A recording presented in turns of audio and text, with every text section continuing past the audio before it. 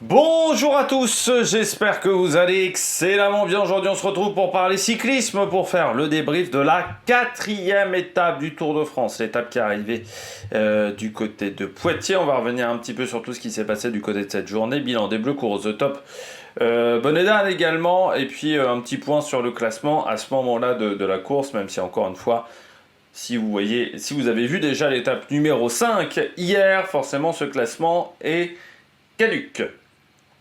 Allez, n'hésitez pas à vous abonner à la chaîne, à réagir dans les commentaires, à mettre un pouce bleu, à partager la vidéo sur les réseaux sociaux, notamment auprès de vos proches, je sais que ça peut les intéresser.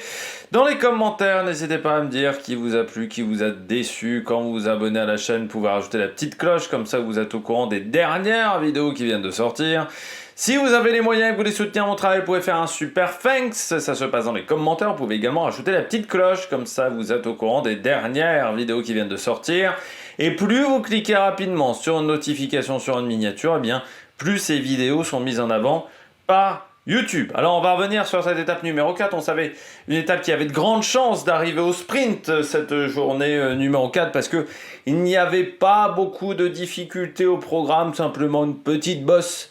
Notamment sur l'entrée vers Poitiers, mais on savait que ça allait être quand même compliqué de faire la différence, de réussir à s'échapper du côté de cette étape, parce qu'encore une fois, la journée était quand même extrêmement calme en termes de difficultés. Par contre, il fallait se méfier avant le départ de cette étape, se méfier grandement des possibilités de chute. Il ne fallait pas se déconcentrer sur cette étape, car le lendemain, Guéret, on savait que le final allait être compliqué, mais surtout qu'après, c'est le début des emmerdes à partir de Guéret, et ensuite pas mal de difficultés, donc il fallait faire attention de ne pas tomber, de ne pas avoir de problème sur cette étape qui pouvait vous consommer un peu trop d'énergie. On regarde tout de suite le résumé de cette étape et ça a commencé au bout d'une vingtaine de kilomètres avec une première attaque, celle de Franziska Kor à 110 km de l'arrivée.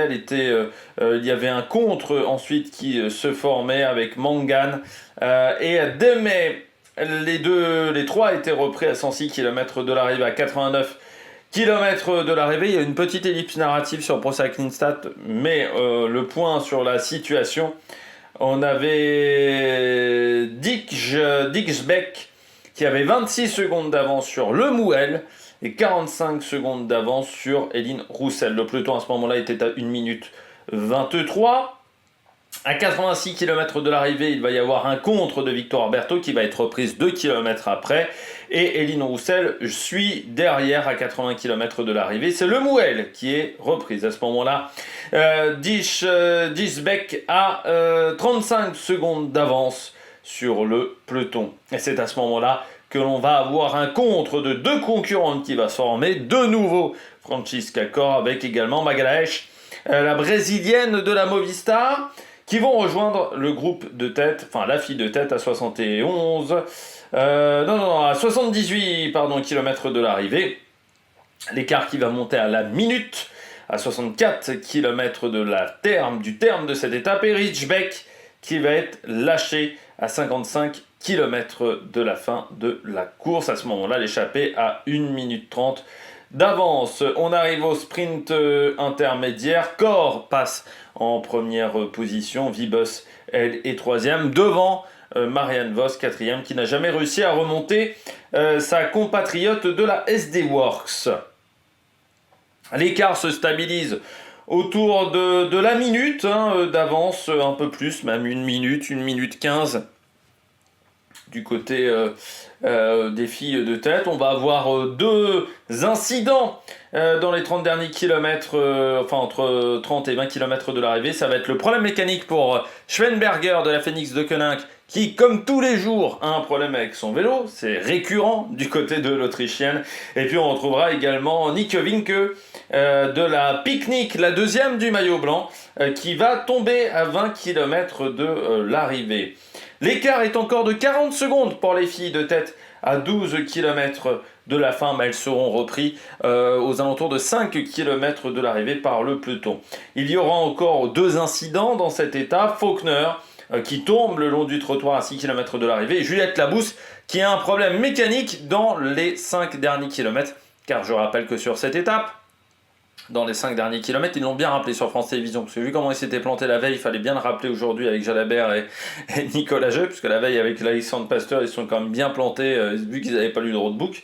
Mais là, c'était dans les 5 derniers kilomètres qu'il y avait la zone de sprint, donc aucun problème pour Juliette Labousse. Par contre, Faulkner, elle a été distancée, mais elle avait déjà perdu tellement de temps depuis le début de ce Tour de France que ça n'a pas changé grand-chose à sa situation du côté du classement général à ce moment-là. On arrive au sprint, et bien malgré le fait que la SD Works a eu du mal à emmener correctement, notamment Kopecky a eu beaucoup de mal à emmener correctement Vibus, et bien la néerlandaise est seule au monde du côté du sprint, surtout quand il n'y a pas Charlotte Cole, et personne n'a pu remonter la néerlandaise qui s'est imposée facilement du côté de cette journée. Note de l'étape, j'ai mis 8 sur 20. En gros, on a le scénario auquel on s'attendait. L'avantage, c'est que ça a quand même roulé vite. Donc ça passait plus vite aussi dans ce genre de situation. C'est vrai que l'étape, ce début de Tour de France, jusqu'à maintenant, après 5 étapes, on a un rythme, un tempo qui est exceptionnel. Parce que j'ai envie de dire, si on rajoute les 5 à 6 km/h, comme je dis tout le temps, qui est un peu la différence de vitesse entre les filles et les garçons, on est comme si on était à du 48, du 49 de moyenne pour le moment chez les filles.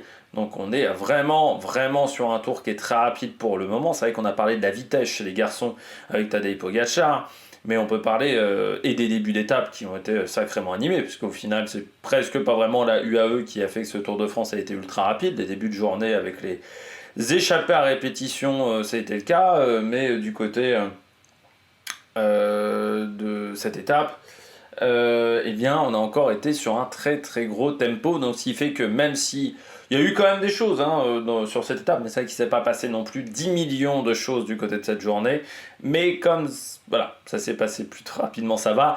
Puis pourquoi je ne mets pas la moyenne? Vous me dites, pourquoi il ne met pas la moyenne, pourquoi il ne met pas plus? Parce que c'est vrai que Vibus sur les sprints, elle tue un petit peu le suspense. On va pas se mentir, c'est vrai qu'on dit souvent que Pogačar tue le suspense sur les étapes de montagne sur le Tour de France chez les garçons, mais c'est vrai que Vibus, les sprints, aujourd'hui dans le peloton féminin, souvent il faut quand même espérer qu'elles sont en méforme pour qu'elles soient battues, ce qui avait été le cas l'an dernier sur le Tour de France, et là elle a vraiment, je pense à l'intersaison, remis un coup de collier, progressé notamment dans les sprints en faux plat montant en bosse, et aujourd'hui elle a encore augmenté sa palette de qualité, Lorena Vibus, et elle devient très difficile à battre aujourd'hui. On commence tout de suite par le bilan des Bleus.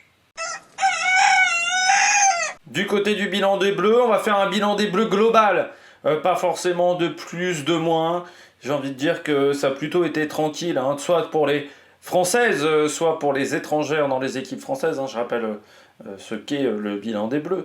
Parce que comme ça, on va encore me taper sur les doigts de temps en temps sur les commentaires. Mais une journée qui a été encore assez calme du côté des Françaises. Alors, on a bien tenté de prendre l'échappée, notamment avec Le Mouel, avec Berthaud, avec Roussel. Mais c'est vrai qu'on a raté le contre avec Cor et Magalaèche. Notamment, et on a un peu perdu de l'énergie à se rouler les unes derrière les autres, parce que ça a été le cas pendant une bonne quinzaine de kilomètres, j'irais entre 100 km de l'arrivée et 85. Tout le monde s'est un peu roulé les unes sur les autres, donc ça n'a pas vraiment aidé à ce qu'une Française soit dans l'échappée. Après, du côté du sprint, c'est pas notre exercice de prédilection, je dirais, à part Victoire Berthaud. On n'a pas forcément de grandes sprinteuses, et comme Victoire Berthaud a plutôt essayé de prendre les échappées jusqu'à maintenant, c'est compliqué. Et puis Clara Copponi n'est pas là sur ce Tour de France, qui elle aussi est quand même très performante sur le sprint. On a privilégié Balsamo du côté de la Lidl-Trek, ce qui est un petit peu dommageable, parce que Balsamo pour le moment c'est quand même pas foufou. Mais voilà, donc une journée gérée tranquille pour les Françaises du côté des leaders du classement général, que ça soit Carbaol, que ça soit Julie Bégaud pour la Cofidis, que ça soit Demi Vollering du côté de la FDJ Suez, ou même à 8 à Musique. On n'a pas eu de chute, on n'a pas eu de problème. La Bousse, c'est un problème technique, elle n'est pas tombée, donc je dirais une journée plutôt tranquille. Et pour Demi Vollering, elle n'a pas été lâchée dans le final, donc c'est plutôt rassurant du côté de sa condition physique. Allez, on regarde tout de suite les coureuses au top. Attaque de Marlou. Les coureuses au top, on commence avec Lorena Vibus. Très en forme, Vibus, très en forme, avec Un super job de sa part, parce que c'est elle vraiment presque à elle seule qu'elle doit cette victoire. Kopecky n'a pas servi à grand chose. Kopecky n'a vraiment pas les jambes parce que là, normalement, Kopecky, Vibus, j'ai envie de dire que ça travaille bien. Entre les deux, c'est souvent Kopecky comme Vibus. Ça se passe souvent comme ça, et elle lâche en gros 400 mètres ou un peu avant, ça dépend, mais là elle n'a pas les chocs 400 mètres. Elle est déjà. En fait, elle a fait un relais, j'ai calculé, hein, je regardais un petit peu le kilométrage. Au bout de 300 mètres, elle était déjà cuite, Kopecky. C'est vraiment pas habituel de la part de la Belge. Donc là, vraiment, au niveau des jambes, je pense qu'on la verra pas du tout sur ce Tour de France. Et donc Vibus, elle a utilisé Van der Breggen. Mais Van der Breggen, qui avait fait déjà un gros travail auparavant pour la placer entre, 6 km de l'arrivée et 4 km. Donc Van der Breggen, elle a dû en remettre, sauf qu'au bout d'un moment, Van der Breggen, elle joue aussi le classement général, et puis il n'y avait plus beaucoup d'énergie dans les sockets. Et Vibus, dans le dernier kilomètre, elle a dû vraiment se débrouiller seule. C'est très très bien débrouillé. Voilà, il n'y a vraiment aucun souci sur ce sprint. Elle arrive pourtant, elle est un peu bousculée en plus dans le dernier kilomètre. Tu sens que, à un moment, elle est obligée de dire hé, cocotte, je suis là, vous allez pas me manger tout cru. Et puis, tu vois que Marianne Vos, elle est en incapacité complète d'aller la chercher. Sur les deux sprints, le sprint intermédiaire, le sprint à l'arrivée. Pourtant, tu te dis au sprint intermédiaire, peut-être que Vos, elle en a un petit peu gardé sous la pédale, pas du tout, elle en garde peut-être un peu sur la pédale, mais elle est dans la capacité complète d'aller chercher Vibus, et c'est ce qui permet à Vibus pour le moment d'être devant du côté de ce maillot vert, même s'il va falloir encore gratter des points sur les sprints intermédiaires, sur les prochaines étapes. Là, ça va être important pour Lorena Vibus pour conforter ce maillot vert et pouvoir le ramener du côté de la dernière étape de cette étape numéro 9 dimanche prochain. Donc Van der Breggen, par contre, gros travail. Les jambes sont bonnes du côté d'Anna Van der Breggen, on le voit dès cette étape-là. Par contre, Kopecky, elle a vraiment rien dans les cuisses, quoi. C'est terrible. Cette saison de Kopecky, elle est dure. Ça rappelle un peu le deuxième titre de champion du monde d'Alaphilippe, où la deuxième saison a été, avec ce maillot de champion du monde, a été compliquée. On est un peu dans les mêmes eaux. Alors, il y a eu des problèmes de dos, il y a eu des problèmes physiques, mais elle n'arrive pas à retrouver vraiment pour le moment un bon coup de pédale. Et le Tour d'Italie était déjà franchement inquiétant. Ce Tour de France est encore moins rassurant, je dirais. Donc, on va voir maintenant sur la deuxième partie, sur la dernière partie de saison. Il y a encore des courses qui sont intéressantes et des opportunités. Je pense à la Bretagne classique qui pour moi est d'un des monuments du cyclisme féminin. Les championnats du monde, je pense que c'est trop dur pour elle. Déjà au top de sa forme, je pense que c'était un peu trop dur pour elle. Là maintenant, en n'étant pas à 100%, ça risque d'être compliqué pour aller chercher le titre. Donc est-ce qu'il ne faudra pas arrêter la saison après le Tour de France pour essayer de se refaire la cerise et repartir sur de bonnes bases l'an prochain, ou pourquoi pas aller sur du gravel? C'est des questions qu'on peut se poser du côté de Kopecky. Deuxième coureuse top, Cor. Excellente. C'est excellente depuis le début de la semaine, Francisca Cor. C'est vraiment l'animatrice de ce Tour de France. Tous les jours, elle est à l'attaque, tous les jours, elle met des menaces. Tous les jours en début de journée, elle essaye. Pour moi, c'est vraiment, encore une fois, l'animatrice de ce Tour de France, donc techniquement la super combative, parce que je crois que tous les jours, elle a attaqué.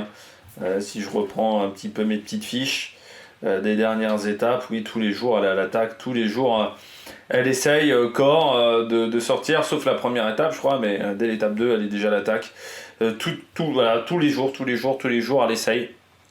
Donc elle mériterait vraiment le titre de super combative, parce que vraiment c'est impressionnant et c'est intéressant quand même, parce que dans ce cyclisme féminin où les échappées ne durent jamais très longtemps et où on laisse assez peu de temps aux échappées, c'est vrai que des victoires en échappée sur le Tour de France, il n'y en a pas eu 150 en 4 éditions. De toute façon, il n'y a pas eu 150 étapes non plus, vous allez me dire. Mais c'est vrai que c'est compliqué dans le cyclisme féminin d'avoir des échappées qui aillent au bout. On laisse très peu de marge aux échappées. Donc avoir cette envie d'être baroudeur dans ces conditions-là, c'est difficile, en sachant qu'en plus, elle pourrait servir dans le train pour barrer par exemple, mais du côté de la pique-nique, on a décidé plutôt de partir à l'offensive sur ce Tour de France. On a perdu Charlotte Kohl, c'était la leader de l'équipe, il faut bien le dire. Alors, on aurait pu bosser pour Pfeiffer Gorgi, on aurait pu travailler pour Barralé, on aurait pu travailler pour d'autres filles. Non, on décide de partir à l'attaque, de partir en échappée, d'essayer de se mettre en avant du côté de la pique-nique post-Enel, et là ça n'a pas marché aujourd'hui sur cette étape. La veille, ça aurait pu un peu plus fonctionner, mais elles ont fait un beau duo avec Magalaesh pendant 80 km, quoi. Donc ça a vraiment été très intéressant de suivre ces deux filles qui ont fait du beau boulot sur l'étape, et derrière il a fallu quand même un petit peu cravacher pour aller les rattraper. C'est ce qui a peut-être fait aussi que du côté de la Visma Lease Bike on manquait un peu de main d'œuvre dans le final, parce qu'on avait quand même pas mal bossé auparavant pour rattraper les filles de tête, et surtout Magalaesh Kor, ça a été un beau duo à l'avant de la course. Ça s'est pas tiré dans les pattes du côté de cette étape. Et puis je termine avec un dernier résultat, c'est Elin Janssen. Très belle 4e place du côté de la néerlandaise de la Volker Wessel, Elin Janssen, qui fait un très bon début de Tour de France avec 3 top 10 déjà pour la néerlandaise, plus ce top 5. Alors elle fait partie de la Volker Wessel depuis 2024. Vous savez, la Volker Wessel, c'est un petit peu l'équipe, le junior team néerlandais, on pourrait l'appeler comme ça, mais c'est vrai que c'est une équipe aujourd'hui en 2e division, parce qu'avant elle était dans ce qu'on appelait le continental, mais qui a formé énormément de jeunes filles talentueuses. Je pense notamment à Demi Vollering, on peut penser à Femke Gerritse également, qui est passée dans cette formation. On a eu Vibus également, je crois, non, je sais plus si Vibus est passé dans cette équipe, mais Misha Bredewold également s'est retrouvé dans cette formation avec Femke Merkus aussi. Donc c'est vraiment la formation qui aide les jeunes concurrentes à vraiment s'en sortir depuis de nombreuses années. Oui, Lorena Vibus est passée, Demi Vollering, Zwinkels également, qu'on voit chez UAE aujourd'hui, Femke Marcus aussi, qui sont passés, Anushka Koster également, qui est maintenant du côté de la Uno X, également est passée à un moment à la Volker Wessel quand la Rabobank s'est arrêté. Donc non, c'est vraiment une équipe de grands talents. Aujourd'hui, la Park Hotel est désormais la Volker Wessel, parce que l'équipe a changé de nom. Ça fait depuis 2014 que cette équipe existe et essaye de former les meilleures jeunes néerlandaises. Et essaye que ces jeunes néerlandaises arrivent au plus haut niveau. Et ça fait du bien donc d'avoir ce résultat-là du côté de la Volker Wessel, qui est maintenant une belle équipe. Vous avez la sœur de Demi Vollering, vous avez Bodine Vollering, vous avez Maike Bogart, également la fille de Michael Bogart, coureur de la Rabobank dans les années 2000. Et vous avez des jeunes talentueuses, déjà 4 victoires pour cette équipe cette année, dont 2 pour Scarlett Soeren. Scarlett Soeren qui a seulement 21 ans. Vous avez une d'Elin Janssen et une de Dijkstra. C'était le région Pays de la Loire Tour au féminin, qui donc a lieu en amont d'une des étapes du région Pays de la Loire Tour du côté des garçons. Et puis Van Pachtenbeke également, qui a eu des résultats sur les classiques, donc vraiment une équipe intéressante. Là, la Volker Wessel, et ça fait du bien, donc Elin Janssen. C'est aussi une équipe, la Volker Wessel, qui est invitée, mais qui chaque année essaye de se montrer, qui chaque année essaye de faire un peu le spectacle, d'animer la course. Ça aussi, il faut le souligner, parce que les équipes invitées font pas toujours ce travail-là, notamment du côté du cyclisme en général, que ça soit du côté du garçon et des filles.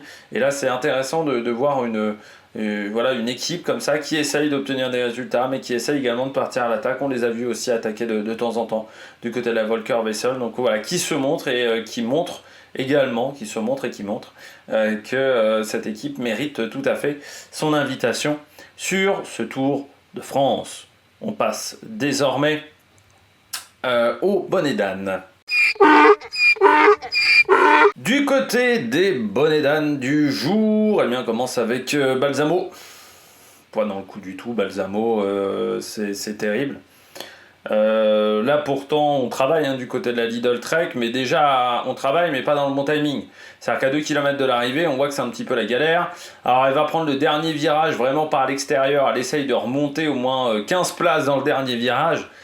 Sauf que ça c'est un coup à se foutre dans le trottoir d'en face. C'est pas vraiment forcément l'idée du siècle, mais ça montre aussi qu'à ce moment-là elle n'est pas foncièrement... qu'elle sent qu'elle est un peu limite au niveau des jambes, elle essaye de se cacher, elle essaye de sortir au dernier moment, sauf que elle n'a jamais réussi à sortir, elle a fini je crois 27ème de l'étape, ce qui pour une Elisa Balsamo est quand même un petit peu catastrophique en termes de résultats, et cette période estivale est difficile, elle avait bien démarré l'année, mais là c'est vrai que ça fait depuis quelques semaines qu'il y a je trouve un vrai ralentissement du côté des résultats d'Elisa Balsamo, et c'est dommage. Parce qu'encore une fois, cette campagne de classique, pas toujours très bien courue tactiquement du côté de la Lidl Trek, ça avait été la seule peut-être Lidl Trek qu'on avait vue sur cette campagne de classique. C'est ça qu'il faut rappeler que la Lidl Trek cette année c'est un petit peu compliqué. On sent vraiment que le départ d'Elisa Longo Borghini du côté de la UAE Team ADQ fait un petit peu mal quand même à la formation américaine et qu'on n'a pas forcément... normalement on s'attendait à ce que ça soit Gaia Realini qui prenne la relève, sauf que Gaia Realini... est un petit peu en difficulté depuis quelques temps, depuis un peu plus d'un an. Elle qui était hyper prometteuse n'arrive pas forcément à s'en sortir. On a Nim Fisher Black dont on a parlé hier mais qui a du mal à passer un palier. Alors après on a toujours les Shirin Van Roy par exemple, mais on sait leurs limites, on sait quelles sont leurs limites à ces filles-là. Du côté de la Lidl Trek, et là c'est vrai que Balsamo seulement 27ème, elle a du mal à porter cette formation alors qu'elle a quand même gagné 14 victoires notamment grâce à Anna Anderson notamment. Vous avez également Coppeny, Balsamo qui ont gagné des courses, mais c'est vrai que Balsamo se retrouve à être un petit peu la leader unique de cette formation. Normalement, il y avait toujours cette doublette, cette triplette, même avec Gaia Realini, qu'elle n'a plus aujourd'hui. C'est pas évident. Et puis, vous avez Elisabeth Deignan, en plus, qui a décidé de prendre sa retraite. Elisabeth Deignan, qui va faire un enfant, tout simplement, qui a décidé de prendre sa retraite le 24 juillet. Elisabeth Deignan, palmarès XXL, 20 ans de carrière quasiment, c'est vrai qu'on pourrait en faire un tribute to Elisabeth Deignan, parce que ça a été l'une des leaders du cyclisme féminin dans les années 2010 avec l'Angleterre, qui était pas forcément très développée dans le cyclisme féminin à l'époque. Elle a vraiment porté cette équipe anglaise pendant des années, notamment championne du monde en 2015. C'était du côté de Richmond, où elle avait quand même battu Van der Breggen et Megan Garnier. Et Elisa Longo Borghini, elle avait battu du beau monde ce jour-là. Et en 5, c'était Emma Johansson, qui était aussi super... Ah oui, quand je regarde j'avais pas vu. Je regarde le top 10. Le top 10, on n'est que sur des leaders. Il y a Van Dijk qui va prendre sa retraite à la fin de saison. Championne du monde, 70 victoires chez les pros. Yolande Neff, qui a quand même dominé le VTT dans les années 2010. Amia Lucic, également quelques belles victoires du côté de la Bélarus. Nevia Doma, on n'en parle même pas, qui était 7ème. Ferrand Prévot était 6, pardon. Emma Johansson, a aussi énormément de victoires, la Suédoise 5ème. Et puis Longo Borghini 4, Megan Garnier aussi quelques bonnes victoires dans son palmarès 3, devant Van der Breggen et Demian. Ce top 10 cette année-là est quand même assez exceptionnel.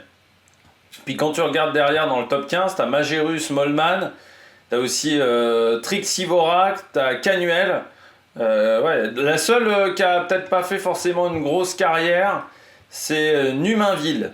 Voilà, dans ce groupe-là, on va dire, en termes de résultats. Et encore, elle a quand même fait 3ème du Tour des Flandres en 2012.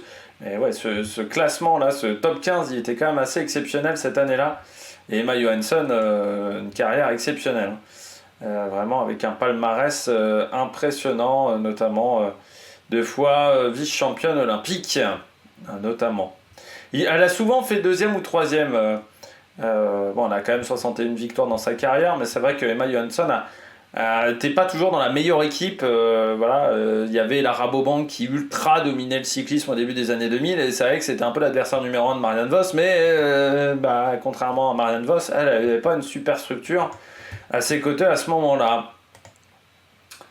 Dijgert, Ouais, je m'attendais à mieux parce que la Canyon SRAM fait du bon boulot, je trouve, collectivement depuis le début de ce Tour de France Femmes. Alors c'est vrai qu'on travaille également hein, pour un avant der Breggen, pour Nevia Doma, pardon, du côté de la Canyon SRAM. Mais Chloé Dygert était bien positionnée à l'entame du sprint. Et en fait, il n'y a pas de puissance quand elle déclenche son sprint. Voilà, on s'attend à ce qu'il y ait un kick, une sorte de boum badaboum, quoi. Il y a une petite accélération à ce moment-là. Et il ne se passe pas grand-chose du côté de Chloé Dygert, c'est un petit peu dommageable du côté de l'américaine. Parce que le placement était vraiment bon, et quand on voit Gillespie qui revient un petit peu de l'arrière, Janssen, elle est bien positionnée, elle est vraiment là où il faut être à ce moment-là de la course, sauf que je pense que pour avoir cette position-là, elle a peut-être consommé un petit peu trop d'énergie, et qu'après cette énergie-là, il lui a manqué, et puis elle a aussi consommé pas mal d'énergie en plaçant dans différentes étapes le train, on va dire un petit peu de la Canyon SRAM autour de Nevia Doma, ce qui n'a pas aidé non plus. Donc peut-être en termes d'énergie, un petit manque, un petit manque de quelque chose du côté de Chloé Dygert, mais c'est vrai que c'est dommageable parce que le placement était vraiment très bon. On se disait, ça peut peut-être le faire. Pour l'américaine, on sait qu'elle a connu une période qui a quand même été compliquée. Bon, elle est bien revenue, notamment sur le contre-la-montre. Mais c'était une fille aussi qui avait une grosse pointe de vitesse. Et là-dessus, il y a peut-être encore un petit peu de travail pour Chloé Dygert, qui est là depuis des années dans le cyclisme, alors qu'elle n'a que 28 ans. Voilà. Mais moi, ça fait depuis des années qu'on la voit hein, sur les courses, et notamment au championnat du monde, Chloé Dygert. Cette école américaine hein, du cyclisme sur route féminin, du sport féminin même en général, hein, parce que sur le foot féminin, les Américaines sont très présentes. On peut penser également au rugby, on peut penser à l'athlétisme bien entendu, où ce sport féminin est vraiment très costaud aux États-Unis, bien plus que dans d'autres pays où parfois, c'est vrai qu'entre sport féminin et sport masculin, on a quand même des grosses différences. Bon, je termine après Chloé Dygert. Déjà 2 fois championne du monde du contre-la-montre Dygert, hein, parce que hier elle avait fini. L'an dernier, elle avait fini troisième, pardon. Elle avait mal fini hein, son chrono en Suisse. Puis là, ça va être compliqué du côté des championnats du monde en Afrique. Du côté du Rwanda. On termine avec l'AEF.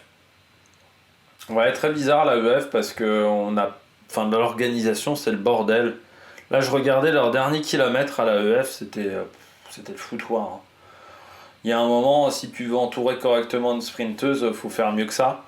Et je pense qu'on a du mal à savoir qui est la leader dans cette équipe.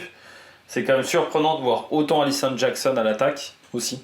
Parce que normalement, Alison Jackson, c'est quand même une fille qui a une grosse pointe de vitesse et qui sait placer des sprinteuses.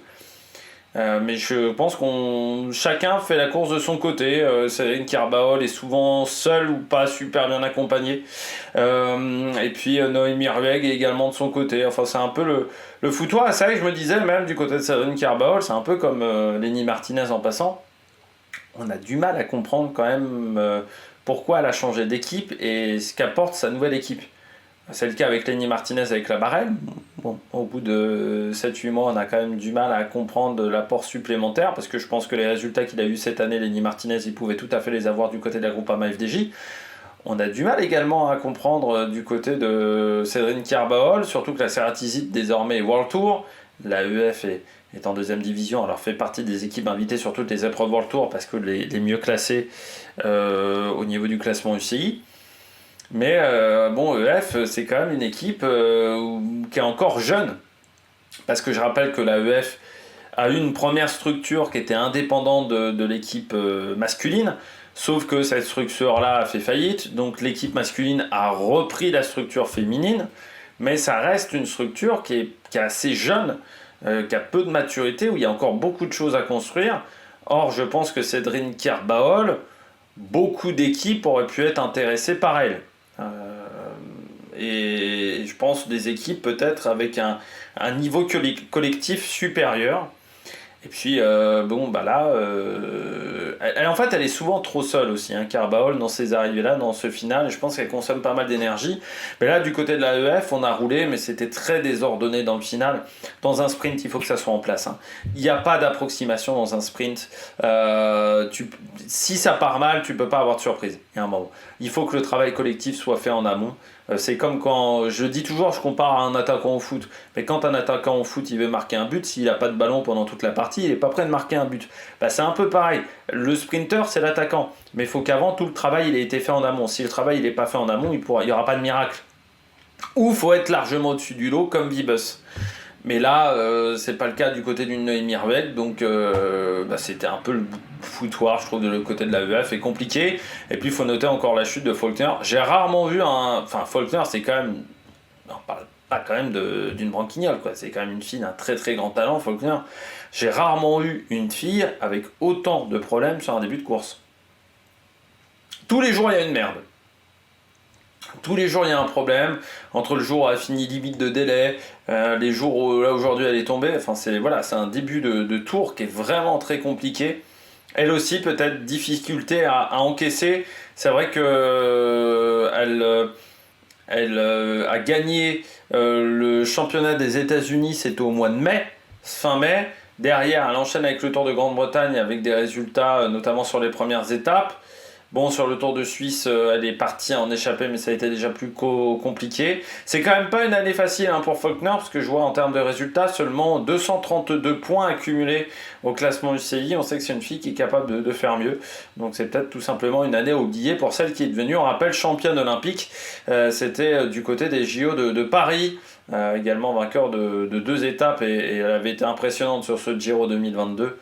Pour ceux qui s'en rappellent, où elle avait fait vraiment de très grands résultats, comme sur le Omloop van het Hageland en 2024, où elle était partie, je sais plus, à 70-80 bornes de l'arrivée, et elle avait fini en solitaire. C'est la spécialiste de ce type d'exercice. Bon, et ben on regarde désormais les différents classements du côté de cette étape. Du côté de cette journée, bien Vibus, donc vainqueur devant Vos, Gillespie, Jensen, Digert, Bossuit. Du côté de la Belge, Barbieri, Zanetti, Gonzalez pour la Saint-Michel préférence, Homobert 93 à faire du bien à l'équipe française où ça a été un petit peu compliqué ces derniers jours. Et puis Sarah Van Damme qui prend la 10e place. On voit parmi les abandons 2 non partantes, c'est Conner de la Uno X et Gasparini du côté de la UAE Team ADQ. C'est compliqué pour la UAE Team ADQ dans ce Tour de France. Marianne Vos, donc toujours en tête du classement général sur cette étape 4, à la fin de cette étape 4 devant Vibus, Le Court, Ferrand-Prévôt, Nevia Doma.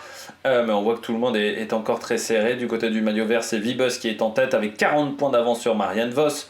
Cor est 3e grâce à ses nombreux échappés. Le classement de la montagne, c'est Chabet devant Smulders, Garcia. Pas de changement. Le maillot blanc, Julie Bégaud, toujours avec 22 secondes d'avance sur Vinke. Bunel est 3e, mais vous avez bien vu que sur l'étape 5, ça s'est pas très bien passé pour Marion Bunel. Et puis la FDJ Suez en tête du classement par équipe devant la Canyon, la Liv et Gensurance, c'est Team Visma pour la 5e place.